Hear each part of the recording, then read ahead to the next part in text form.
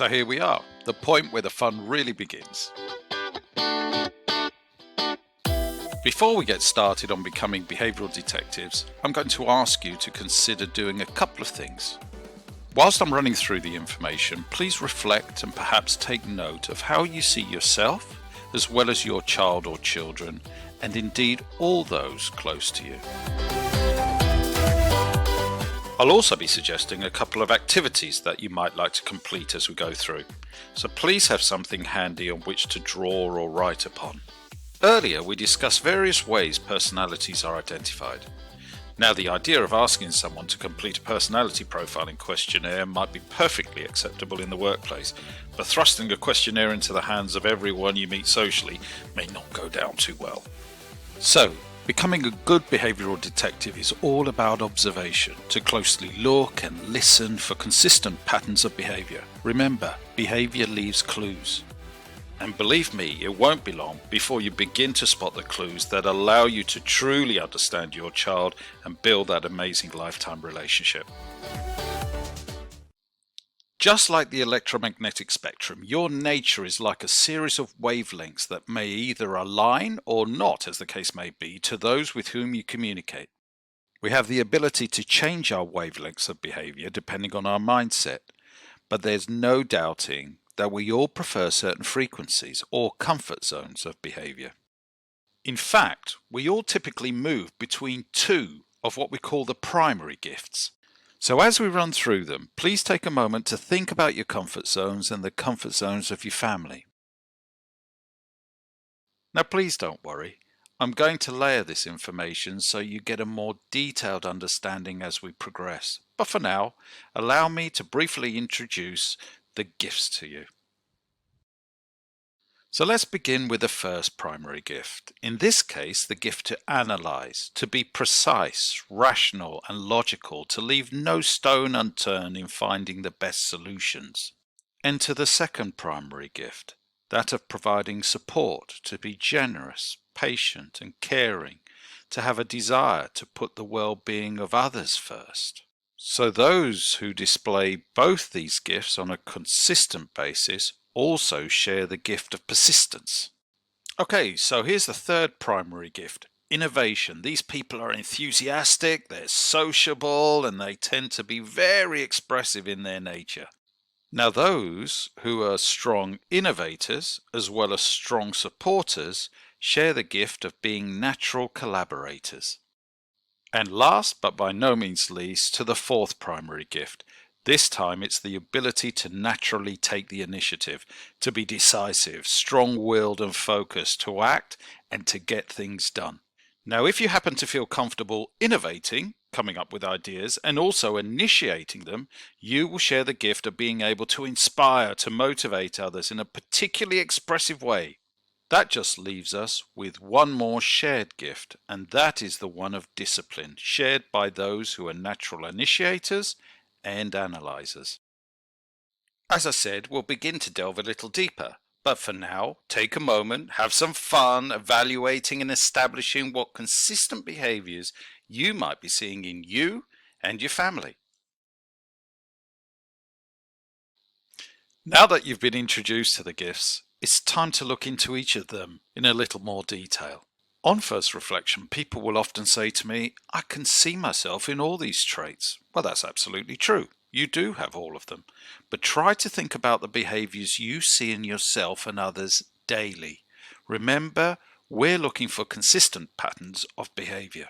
So let's now take a look at some of the common behaviors demonstrated by each of the primary gifts. Again, let's start with those brilliant analyzers, or as Carl Jung termed them, the thinkers. One of the first things you'll notice in those strong in this gift is that they'll speak slowly. They'll certainly not blurt out the first thing that comes to mind. They're calm and logical and will often wait for others to initiate conversation, very rarely interrupting others as they're speaking. It's only when the coast is finally clear and they feel it's okay to speak that they rationally and very deliberately articulate their point of view in a soft tone of voice, allowing for mid-sentence pauses in order to allow time for them to contemplate what to say next. Together with red initiators, analyzers make for great poker players as they keep their cards very close to their chest. They give nothing away. Therefore, they tend to seem quite reserved and serious. However, this doesn't mean they're upset, or they're trying to be rude, or antisocial. It's just their nature to take this approach. As we've already mentioned them, let's take a look at the red initiators, who on first meeting will adopt a composed posture and seem quite formal in their greeting. However, they have this wonderful ability to use their intuition in order to make things happen. They're fast talkers, adopting a sharp, direct tone, making lots of declarative statements, often interrupting others if they've got something important to say, which is in their mind very often as they tell you what's going to happen right now. Now to the yellow innovators, who, like their red counterparts, feel most comfortable when they're moving at pace. Again, lots of declarative statements delivered in an enthusiastic but sharp tone of voice. They love being around other people and often will enjoy being the center of attention, especially at social gatherings. Now, when you first meet a yellow, you may need to duck for cover as they use their arms, their hands, their face, pretty much anything to help them articulate every syllable of every word they say. Carl Jung chose sensing to describe their fundamental psychological talent. In contrast, meet the super laid-back supporters. You'll hear a much softer tone of voice with less inflection, but by no means monotone, just calm. As with blues, there's lots of mid-sentence pausing, and there's hardly ever any interrupting of others. Feeling is the byword here, as they will constantly want to ensure you're okay due to their lovely, warm, friendly nature. Pop round for a cup of tea and expect to stay for dinner, perhaps even the weekend. Okay, so hopefully you're beginning to recognize some patterns of behavior, but we don't want to stop there. We need to be sure that our detective work is thorough, as accurately identifying the gifts of our children is essential if we're to understand how best to get on the same wavelength with them. When identifying the behavioral comfort zones in others, we've nailed it down to answering just 3 questions. So let's deal with the first question first, namely, how does my child try to influence me? We all try to influence, but we go about it in different ways. Some children will take more of a subtle and less direct approach. They ask more questions and tend to suggest rather than make demands. These are the children who tend to be quieter, slightly more reserved, more laid back, adopting a calm and composed posture, and they communicate using slow and more deliberate speech. For instance, they may use this type of approach when trying to influence you. Mum, would you be able to help me, please? I'm very worried about the chemistry test tomorrow. Do you think it'd be okay for me to go over my revision notes with a few of my classmates this evening? Alternatively, others will tend to go with a far more direct approach. They're far more upfront. They tend to speak quickly, firmly, loudly, often leaning forward and adopting a more direct pose.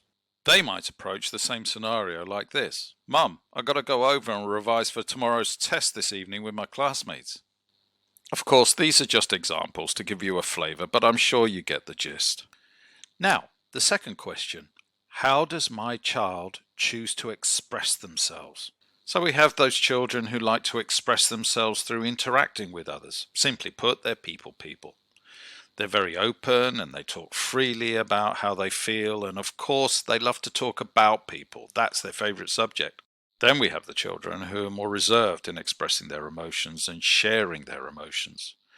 These children tend to focus on taking action rather than discussing what action to take, and will be less inclined to want to instantly talk about relationships. When they speak, they're quite factual rather than emotional. However, please be mindful that regardless of whether your child is more inclined to action than interaction, everyone experiences a full range of emotions. We all just express them differently. Guidance on how we can use the science to better engage with our children comes later. But first, let's take a look at how by answering these first 2 questions, you'll be able to identify the primary gift of your child. If the young person is orientated towards taking action rather than discussing what action to take and will tend to exclaim or tell in order to influence, then they're likely to be a talented initiator. However, if the orientation is towards action, but instead they like to inquire, influence through suggestion and question, then the pendulum swings towards being an analyzer. On the contrary, if the child loves being around people, but they love asking lots of questions, then they're probably a natural supporter. And lastly, someone who also enjoys interacting with people but tends to want to dictate a conversation or situation is going to be, likely as not, an innovator. Of course, people aren't robots. We're not programmed to respond in a certain way every time, so please don't worry if it all seems a little unclear at first. Behavioral detecting needs focus and practice, therefore you may need to closely observe over a period of time in order to identify any patterns of behavior. In many cases though, parents find they'll only need a few moments to reflect on these first two questions and the light bulbs begin to glow. Personally, it took me a while to really understand my children. One of the reasons why my relationship with our eldest son Michael took longer to build. Allow me to take a moment to explain one of the reasons why. Michael's a quietly confident and composed young man. However, as a young child, he found school from the age of 5 to 11 particularly challenging as he struggled to concentrate in class. He'd wander around the classroom much to his teacher's frustration, often fiddling with things like elastic bands, seemingly in his own world. He'd one or two close friends, but generally found those early years to be a relatively lonely experience. At home, he'd often appear happiest when on his own, and in particular whilst playing with Lego. Other construction toys are available. He'd often sit for a while studying the image on the box, and when he was ready, off he'd go. Without needing to refer to the instructions, he'd complete the model in literally minutes, and then spend the next hour modifying it so that it met his personal high standards. Michael is undoubtedly a very talented analyzer. I, in comparison, am a yellow innovator. Therefore, we are what we call on the diagonal. Neither of us share either of the influencing or expression elements. Michael is action and inquire. I am interaction and exclaim. Therefore, I would want to chat. He would want to go and build a Lego model. I'd want him to get on and read his book with me. He'd want to convince me that perhaps we should read it later. It wasn't until I really began to understand what makes Michael tick that I learned to realign my expectations and allow our relationship to flourish. The same potential relationship friction exists for red initiators, action and exclaim, and green supporters, interaction and inquire. But to be absolutely clear here, there's no reason why you can't have a great relationship if you're on the diagonal with your child. It just may take a little more acceptance and appreciation from you as the parent in order to build those bridges. Believe me, if I can do it, you can do it. Now, I previously said that we'd nailed down identifying the behavioral comfort zone in others to just 3 questions. Well, here's the third, and in my mind, the one that really helps you clarify how your child's wired. The way your child views time and uses time is very much tied up in their nature. So those that are exclaim orientated will tend to want to speed up time. They talk quickly, act quickly, want quick action from others, and will want to initiate and gain results quickly. They often have a relatively short amount of patience and will only listen to a degree before making their mind up. In comparison, those that tend to inquire, ask and influence through suggestion tend to want to slow down time. They'll speak and act in a more composed manner. They'll want to use time to reflect, consider and plan before making decisions. And they tend to be patient, both with people and when undertaking tasks. So just think about those in your life and how they deal with time. It's a fundamental clue to how they think and as a result, how they feel comfortable behaving. Now, most of us have heard of the term fight or flight. Well, this is where we feel fight or flight plays a key role. Red initiators and yellow innovators tend to go into fight mode. But let's be clear here, fight doesn't necessarily mean, certainly in my mind, that they want to get into a fight. Although during times of anxiety, they do become more direct. No, it refers more to how they deal with people in situations, especially in stressful situations. Those who naturally revert to fight mode tend to move towards issues with a view to resolving them personally and, all importantly, quickly.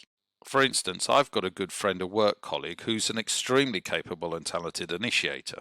Very accomplished in business, although he does have a reputation for ruffling a few feathers from time to time. Now, when he goes into fight mode, he'll tell you exactly what he thinks, then he'll immediately challenge you to find a solution, then will relentlessly challenge that solution until a robust one has been found. And then he'll ask you, where should we go for lunch? Now, do you know any children that know exactly what they want and become very demanding until they get it? Well, if you do, know that their behavior is partly, at least, down to their nature. The question here is how to manage that type of behavior, something we'll come on to. So what about flight mode? Does this mean running away from issues? Well, not exactly. Although again, when faced with stressful situations, greens and blues will want to step away to reflect and to avoid conflict. I see them more as taking flight in order to get more of a bird's eye view of a situation to fully understand before landing back down to deal with it. Again, children like this will want breathing space to think. It's important as parents, especially if you happen to be a natural red or yellow, to give them this breathing space. Look, I appreciate that it's not always easy, but I can say that it may well save you time in the long run. Now, there's a third factor to fight or flight, and that's freeze. You remember that I talked earlier about the controlling forces of avoiding hurt and attaining happiness. Well, freeze takes hold when fear takes over. It becomes so limiting that you and your children literally freeze out of fear and go into a sort of shutdown. We won't speak, act, interact, make decisions, and think clearly. And when experienced regularly, it certainly results in creating low self-esteem. Identifying the early signs and keeping yourself and young people out of freeze is so important, and something we're coming on to in just a few moments.